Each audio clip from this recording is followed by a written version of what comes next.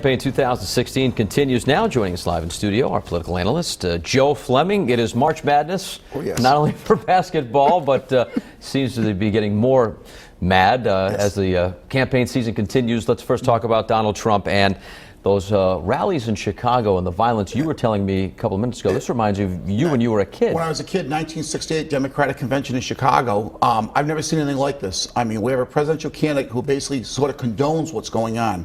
I really believe he needs to get out there and say this is not acceptable. We saw something like this in 2008 with John McCain, when he went out there and he told the people, stop doing this. This is not the way I want to be president. This is not what we should be doing. Donald Trump, I believe, really needs to do the same thing. It's nice to see the country's passion for the political process, but not this sort of stuff right here. And after tomorrow, big day tomorrow, Joe, all these primaries, 5 states, winner take all, in 2 of the 5 for the Republicans. So a lot could change by the time we get to Wednesday. Yeah, I think right now one of the main things people look at is Florida. The polls show Donald Trump with a sizable lead in Florida over Marco Rubio. If Rubio does not win Florida, that's probably going to be the end of his campaign. His money's going to really dry up. At the same time, Ohio's winner take all, and the recent polls show John Kasich winning Ohio.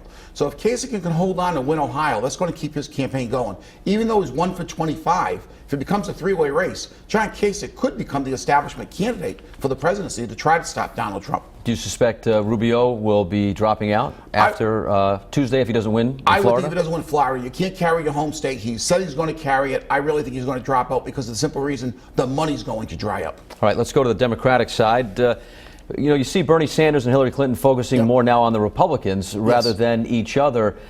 After tomorrow, what do you see happening in that race? I still see this campaign going on. I see Bernie Sanders staying in there probably close to the end.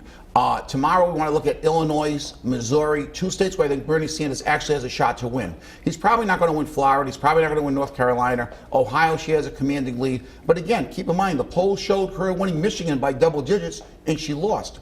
Primary polling is very tough, so we could see some surprises tomorrow. But I think Bernie's best chances are Illinois and Missouri to keep his campaign rolling. He needs to win at least one of the states tomorrow to keep the money coming in. All right, much more from you coming up at 7:30 over on Fox Providence. Thank you, Joe. Check